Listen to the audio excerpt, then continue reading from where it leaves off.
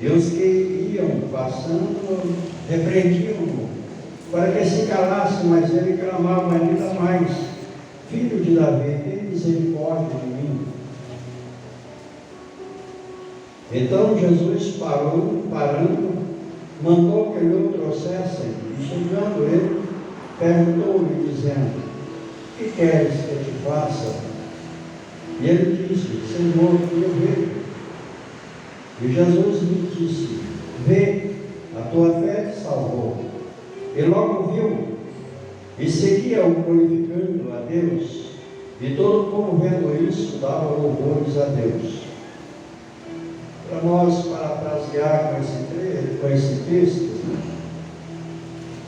vamos pegar o livro do profeta Isaías. Profeta Isaías.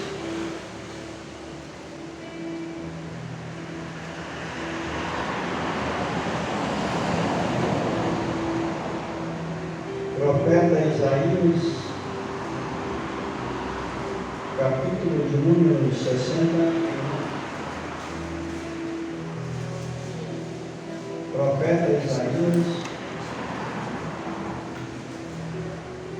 capítulo de número 61, está escrito assim, livro do profeta Isaías, capítulo 61, versículo 1, que está escrito assim: O Espírito do Senhor Jeová está sobre mim, porque o Senhor me ungiu para pregar boas novas aos mansos, enviou-me a restaurar os contritos de coração e a proclamar liberdade aos cativos e a abertura de prisões aos presos, e a pregoar o ano aceitável do Senhor e o dia da vingança do nosso Deus, a consolar todos os povos.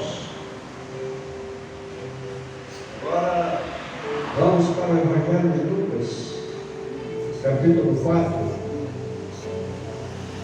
versículo 18. Evangelho de Lucas, capítulo 4, versículos 18 e 19.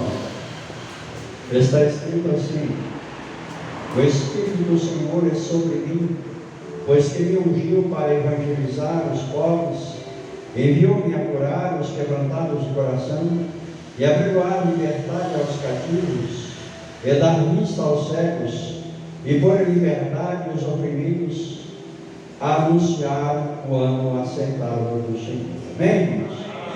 Feche os vossos olhos, curve as vossas cabeças e vamos orar ao Senhor nesta noite.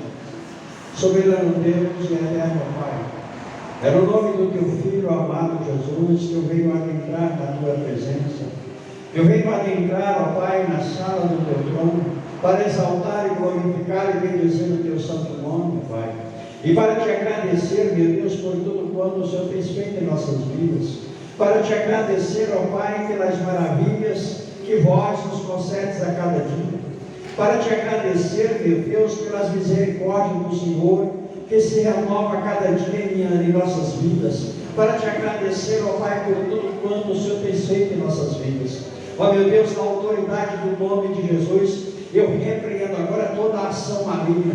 Eu repreendo, ó Pai, toda a ingerência maligna. Eu repreendo, ó Pai, toda a ação de Satanás.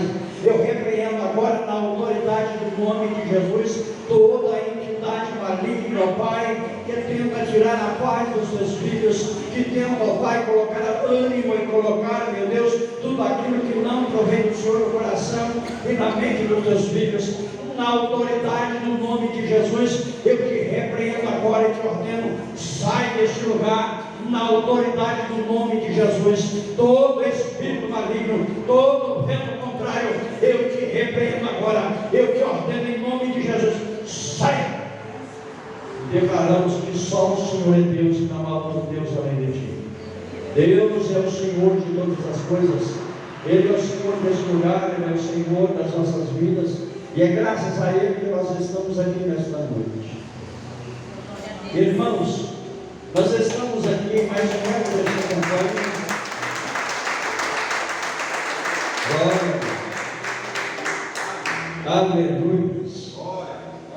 Nós estamos aqui, irmãos, Essa campanha que tem como base o capítulo 18, versículo 35 de 41, do Evangelho de Lucas, aonde diz que esse moço que tinha um problema, esse rapaz, a Bíblia não fala a idade dele, não narra nada sobre ele, só fala que era o cego de Jericó, que estava à beira do caminho, que estava ali a clamar ao Senhor, pedindo a Deus que ele pudesse enxergar, pedindo a Deus que ele pudesse ver novamente, não é? Que ele estava clamando. Mas se nós olharmos a história, irmãos, não era bem assim. Porque, em primeiro lugar, é complicado para um pai de família ver o seu filho nascer com aquele problema. Ninguém que tem um filho deseja, por mais desobediente, rebelde que o filho seja, o pai não deseja mal nenhum para o filho, ele não deseja coisa má nenhuma. O pai ele só quer ver o bem do filho. Ele quer que o filho cresça bem, cresça com saúde e que venha a ser alguém na vida material e espiritual. Esse é o desejo do pai, da mãe. Mas esse menino nasce com esse problema, e naquele tempo não tinha a ciência que tem hoje, porque em muitos casos a cegueira ela pode ser revertida através de cirurgias, através de tratamentos médicos, né? Hoje tem implante de córnea, tem implante de tantas coisas, e muitos problemas de visão hoje pode ser revertido, mas naquele tempo não. Naquele tempo não tinha, né, o avanço da medicina que temos hoje. Naquele tempo era difícil. E aí os pais teve que reconhecer que era necessário que aquele menino saísse para poder vingar-se.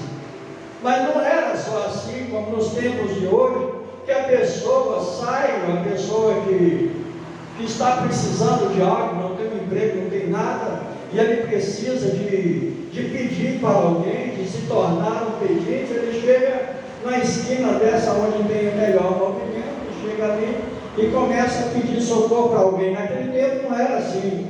Naquele tempo tinha que chegar e marcar uma audiência com o rei, e ao rei marcava o dia que podia receber aquela pessoa, e aí o pai explicava para o rei o problema da pessoa, e aí o rei autorizava ser pedido, esmolar-se, e ali dava para ele uma vestimenta que não sabemos se era uma capa, o que era, mas dava uma vestimenta que diferenciava aquela pessoa dos outros. E aí sim, depois de todo esse protocolo, aí a pessoa estava apto a vingar-se, a esmolar. Assim era a história desse rapaz, assim era a história desse moço que carregava esse mal sobre a vida dele. Ninguém sabe se foi por causa do pecado do pai, o que aconteceu, da mãe ou da família, não sabe que maldição estava sobre ele, mas certo é que ele não enxergava. Mas uma coisa você pode perceber: as pessoas que é deficiente visual, ele tem um ouvido muito apurado, ele não consegue enxergar com os olhos, mas enxerga com os ouvidos.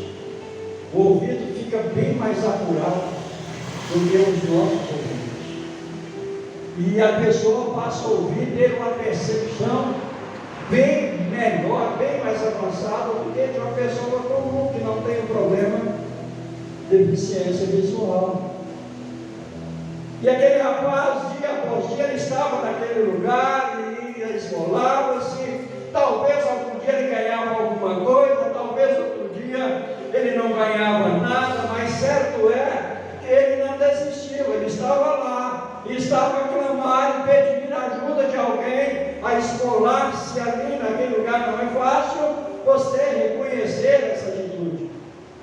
E às vezes os pais daquele menino se viram impotentes, fragilizados diante daquela situação, se viram diante de um problema que não poderia ser resolvido, se viram diante de uma situação que não tinha como resolver. E na maioria das vezes nós nos sentimos assim. Nós nos sentimos diante de problemas que nos assolam, que nos atacam, que vêm sobre as nossas vidas, e nós nos vimos impotentes diante da situação, fragilizados diante da situação.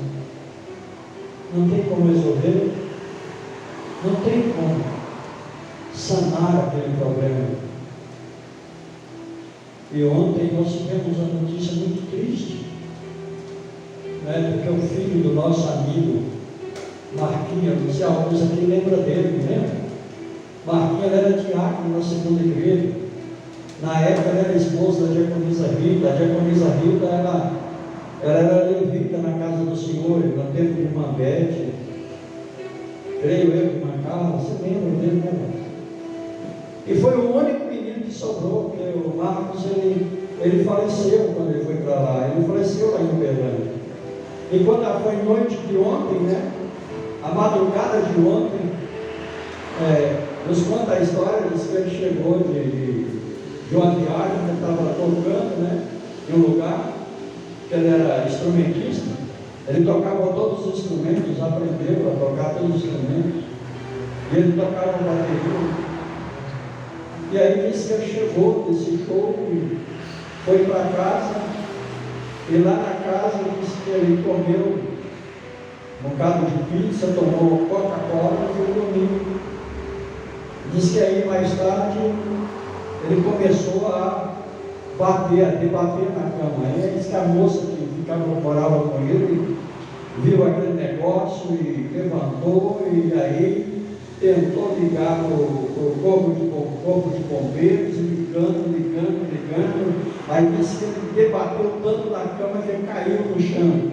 E quando ele caiu no chão, ele sentiu uma dor tão intensa que ele fez as necessidades na roupa ali, de tanta dor que ele sentiu.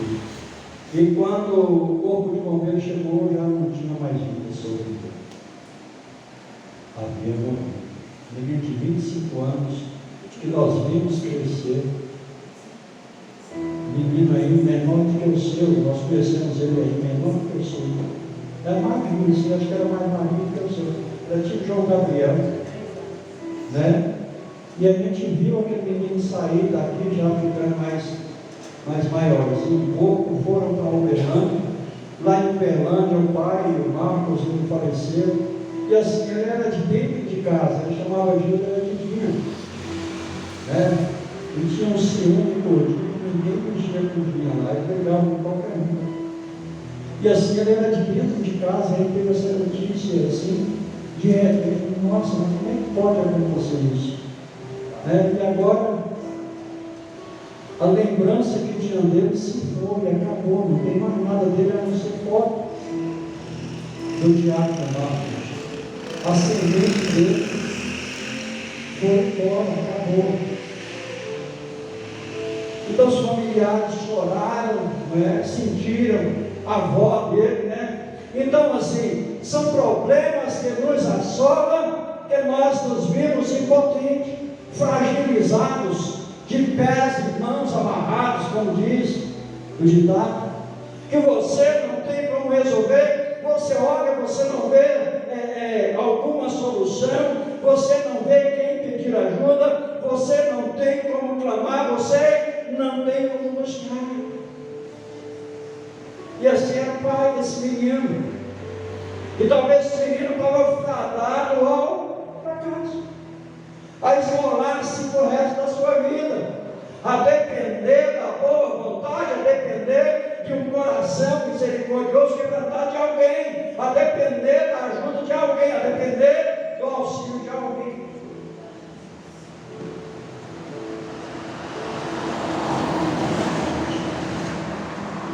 Muitas das vezes nós sentimos assim, muitas das vezes nós nos deparamos diante de situações que para nós seria impossível resolver.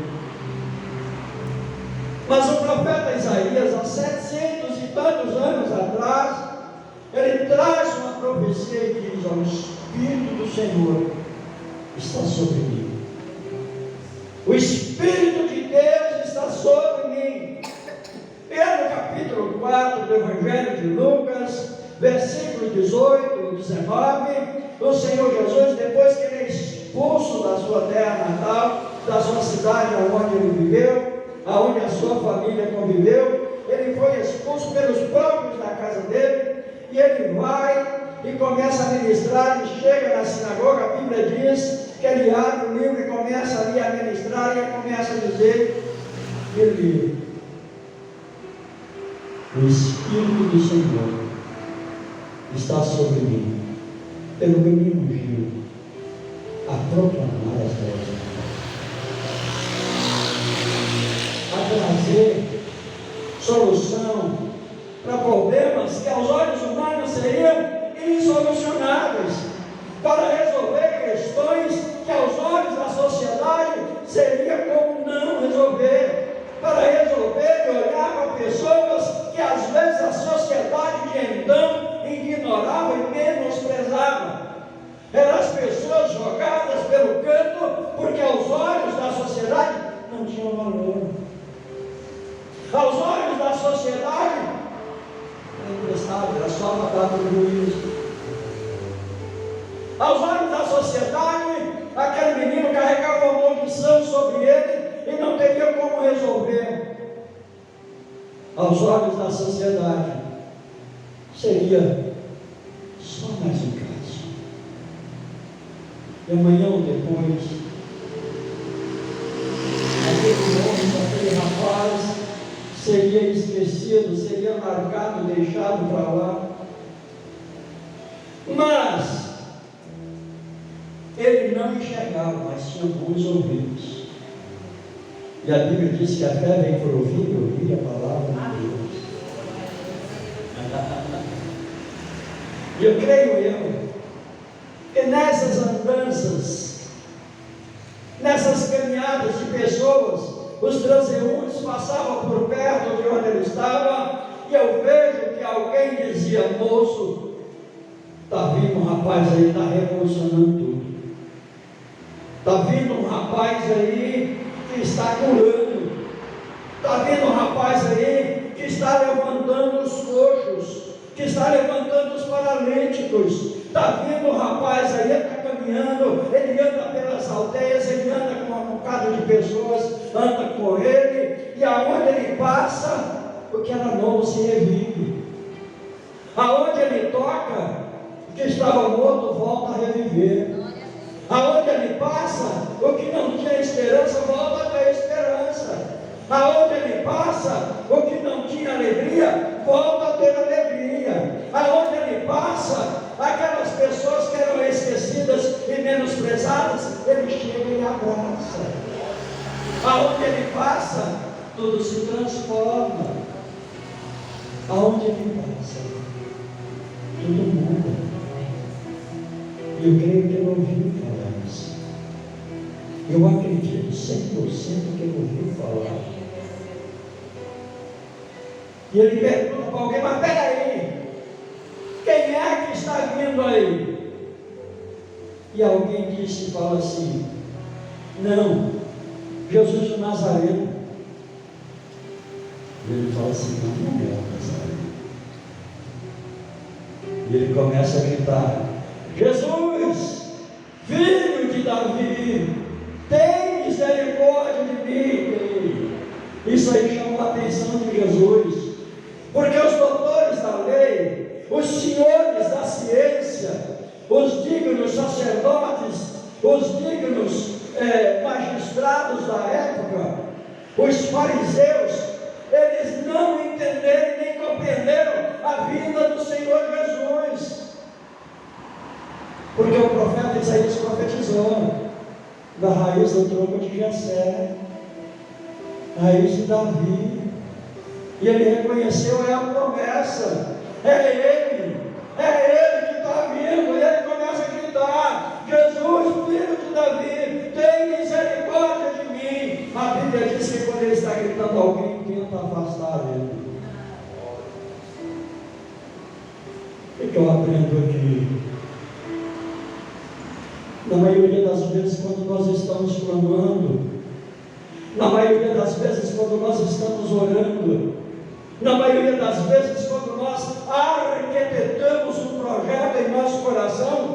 Chega os emissários de Satanás e fala: para, você não vai conseguir, deixa para lá, não adianta, o seu sonho é muito grande para você não vai conseguir, pode parar por aí, deixa. Esses que tentaram, aqueles que tentaram silenciar-se, aquele cego de Jericó, são os emissários de Satanás, e ele diz para você: olha, para com isso, você é só um sonhador, você não vai passar de um sonhador, como falaram para José: olha aí o sonhador, lá vem o sonhador, ele vai passando o sonhador, mas o sonhador confiou, e o sonhador se tornou governador. Muitas das vezes tentam nos silenciar, às vezes é até a opressão do dia a dia. O mundo em que ora nós estamos é um mundo que perdeu o amor, as pessoas não têm mais amor. A Bíblia diz que por se multiplicar a iniquidade, o amor de quase todos se esfriará, e tem esfriado, porque ninguém importa mais com o outro alguém, ninguém mais chora com o outro alguém que chora, ninguém derrama mais as suas lágrimas com aquele que está chorando as suas lágrimas, ninguém importa mais com isso, ninguém quer saber do problema do seu próximo, ninguém quer saber se o seu irmão está chorando ou está alegre, ninguém quer saber se na casa do seu irmão tem pão ou não tem, ninguém quer saber se o seu irmão comeu ontem ou comeu hoje ou está sem comer, ninguém quer saber disso, porque nós queremos ver o nosso particular. É eu e a minha família. E quando eu olho para os feitos dos apóstolos, eu tenho vergonha de hoje, porque o feito dos apóstolos disse que todos tinham tudo em comum, vendiam as suas propriedades, depositavam o seu dinheiro aos pés dos apóstolos, e ninguém passava necessidade nenhuma. Nós já perdemos aquilo que, quando nós dobrávamos os nossos joelhos e derramávamos as nossas lágrimas, e Deus, o Espírito Santo de Deus, vinha nos nossos ouvidos e dizia: vai até a casa do meu servo, vai lá consolar ele, porque ele está precisando. Você não vê isso mais hoje. Vai lá consolar o meu servo, porque ele está necessitado. Porque nós estamos atarefados tanto, que nós não queremos perder tempo para orar para os outros, queremos orar para nós. E a Bíblia diz: orar e uns pelos outros. Vai lá visitar o seu pastor, vai lá orar por ele. Ou aquela irmãzinha lá, tem 3 dias que aquela irmãzinha não vem no culto, vai lá, faça uma visita. Você não sabe como que aquela pessoa vai se sentir importante. Porque está acabando, a Bíblia está se cumprindo. Por se multiplicar a iniquidade, o amor de quase todos se esfriará. Ah, irmão, mas o profeta Isaías profetizou sobre o amor perfeito, sobre o amor que não rejeita, sobre o amor que abençoa e não lança na cara, sobre o amor que liberta e não conta para ninguém, sobre o amor perfeito que é Jesus Cristo de Nazaré. E Ele está aqui nesta noite e para te dizer: eu estou contigo. O que queres que eu te faça? Que pergunta, não? Nós vemos os contos de fadas, de Aladim. Chega e fala: você tem direito a 3 pedidos, qual é o seu pedido? E as pessoas pedem as coisas mais inusitadas. E esse mesmo Jesus chega para Salomão e fala: o que você quer? E Salomão, em toda a sabedoria, na unção que aprendeu do Pai, diz assim: me dá sabedoria para governar o teu povo. E Jesus chega e fala para ele assim: só porque tu pediu isso, eu vou te dar sabedoria e vou te dar muita paz. Ei! Quando você pede para os outros, Deus vai acumulando para você. Quando você está abençoando alguém, Deus vai abençoando você. Quando você está plantando, você está sendo observado por Deus. Não foi assim que aconteceu com o inimigo lá? A Bíblia diz que o anjo chegou para ele e falou assim: olha, tu és bem sucedido, as tuas esmolas que tem dado, Deus tem observado.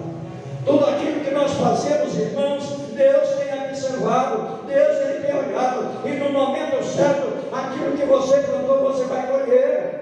A colheita ela é certa, a colheita ela não falha. Se você plantar o bem, você vai colher o bem. Se você plantar o mal, vai colher o mal. É a lei da semeadura. Mas esse rapaz, ele começou a gritar e a reconhecer e dizer: ah não, esse é a promessa, esse é o rapaz, esse é quem prometeu, esse é quem falou que ia vir, esse é a minha solução, é ele que vai resolver o meu problema. E não desistiu de clamar, não desistiu de orar.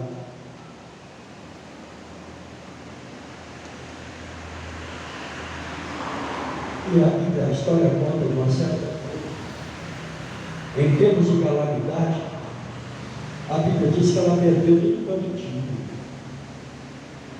Em termos de calamidade, de fome, de escassez, ela perdeu tudo que ela possuía. E a Bíblia diz que ela fala assim: ah não, eu perdi tudo, eu não tenho mais nada.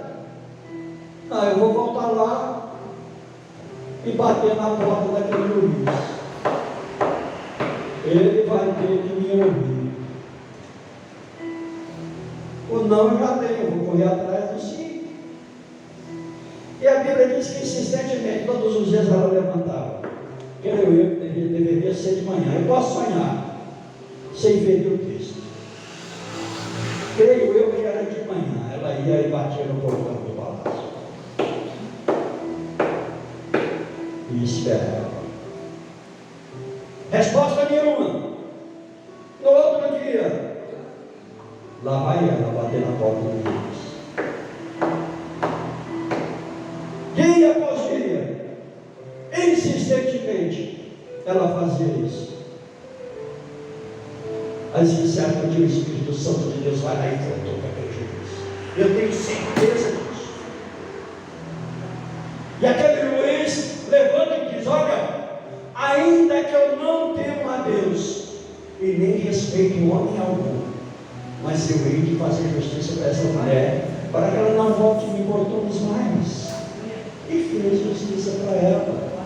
O que o Senhor Jesus quer dizer com essa parábola? Para você insistir, você pedir e continuar pedindo, você continuar clamando, você continuar buscando. E aqui eu aprendo com essa passagem que, se aquele juiz que não amava a Deus e nem respeitava a Deus, se aquele juiz que não amava o próximo, como diz a palavra, soube fazer justiça para aquela mulher, Deus, que é o santo juiz, que é o verdadeiro juiz, não há de fazer justiça para você, não há de te abençoar, meu irmão, não há de abrir as portas para ti, meu irmão, não há de te dar a vitória que você tanto busca, meu irmão. Bate. Jesus disse que ele é a porta. Se ele é a porta, tem que bater. Naquele tempo não tinha campainha, hoje não tem, mas naquele tempo não tinha, então continua batendo. Ele vai levantar e vai te dizer: o que é isso que te faz? E eu fico imaginando, eu posso sonhar, nós sonhamos. Já pensou o Senhor Jesus ele parar diante de nós com aquelas vestes talares, o cabelo como a alva branca, os olhos como chama de fogo, o seu rosto como o sol no meio-dia, com um cinto de ouro atravessado sobre o seu peito, ele parar diante de você e dizer: o que é isso que ele faz? Talvez nós vamos estar tão perdidos que não vai sair palavra dos nossos lábios, mas a Bíblia diz que ele conhece o nosso coração Ele conhece o meu e o seu coração. Ele conhece a minha e a sua esperança. Ele conhece a minha e a sua fé. Ele conhece a minha e a sua atitude. Ele conhece a minha e a sua perseverança. Se você saiu da sua casa, que só Deus sabe como você saiu, só Deus sabe como você chegou aqui. Ele está contemplando, Ele está sabendo, Ele está vendo, e no momento certo Ele vai levantar e vai te dizer: que queres que eu te faça? E quando Ele disser para você: que queres que eu te faça?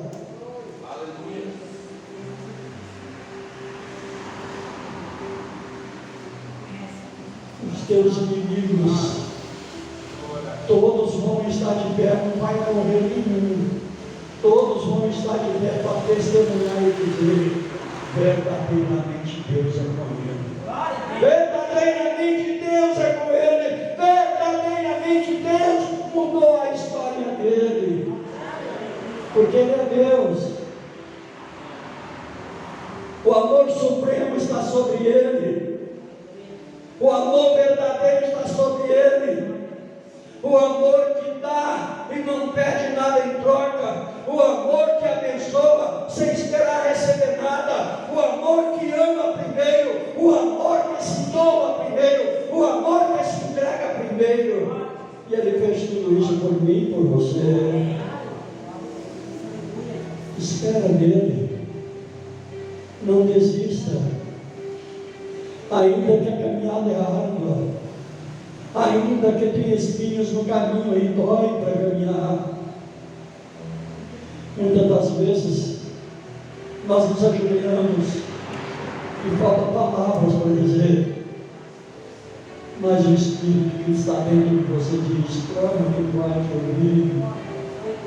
Ele é o nosso intercessor, o meu e o seu intercessor. Ele é o meu e o seu galardoador. Jesus Cristo de Nazaré, com toda a sua glória e honra, Ele disse: o Espírito de Deus, ou seja, é Deus quem faz, está sobre mim, pelo que me ungiu, para abençoar, para libertar, para curar, para abençoar, para abrir portas, para dar a bênção.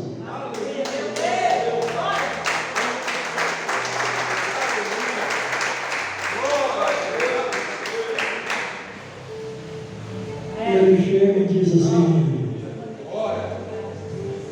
Ele chega e fala para você: olha, os meus ouvidos não estão tapados para que não possa te ouvir, as minhas mãos não estão encolhidas para que não possa salvar, e nem agravados os meus ouvidos para ouvir a tua oração. A palavra dele está dizendo: clama a mim e responder-te-ei e anunciar-te-ei coisas grandes e firmes que não sabes, para te abençoar, para te guardar, para te proteger, para te abençoar, para te dar a cura, para te dar a bênção, para te dar o emprego que você busca, para te dar a bênção que você busca.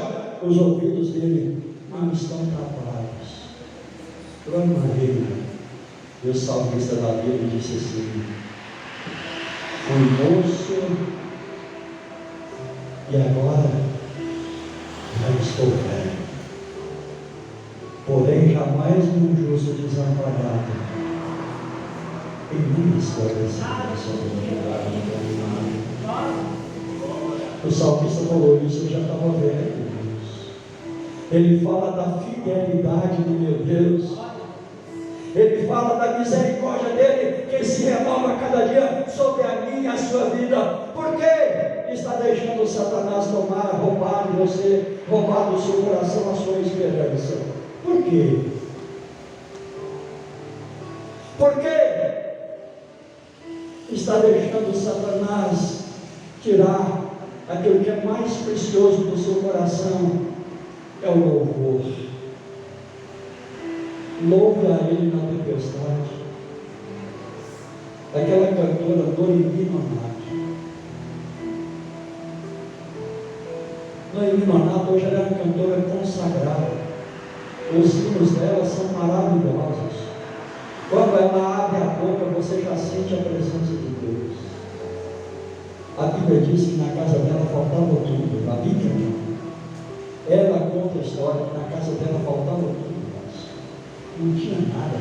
Ela falou que tinha uma criança pequena, de pobre, e que tinha que comprar leite para dar para ela, porque ela não tinha leite para dar para a criança.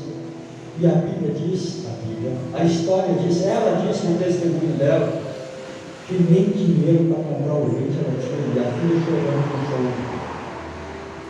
Madrugada, e ela clamando e chorando. E o Senhor só falava assim: pega o violão e vou. Às vezes é no momento de adversidade que Deus prova o nosso amor por Ele. Deixa eu te falar uma coisa: Deus, Ele não vai te livrar da fornalha, Ele não vai te livrar da cova dos leões, mas Ele vai estar contigo lá dentro, e lá dentro Ele apaga o fogo, lá dentro Ele fecha a boca dos leões, porque Ele é Deus.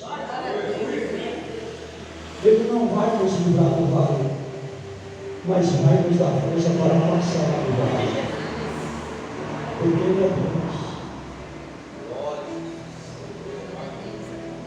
E a cantora Noemi Manato hoje, ela é conhecida mundialmente, grande mulher de Deus. Todo mundo que passa pelo caminho do Senhor, primeiro tem o deserto. O deserto, ele vem mais cedo ou mais tarde, ele vem. E é no deserto que Deus prova o seu amor e prova a nossa fidelidade para Ele. Amém? Não cesse, não pare de clamar: Jesus, filho de Davi, tem misericórdia de mim. E se Ele não mandar o profeta, Ele mesmo vai oferecer a misericórdia. Que queres que eu te faça? E assim eu agradeço essa bíblia da caminhagem do nome